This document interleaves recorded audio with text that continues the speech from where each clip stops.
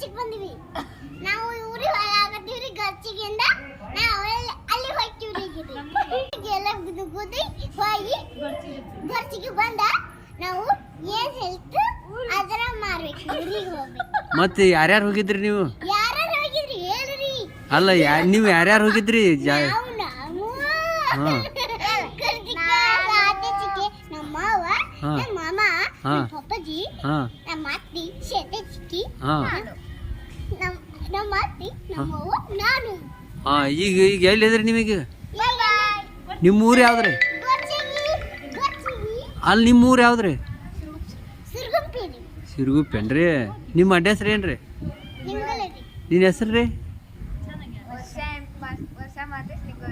ಅಂತ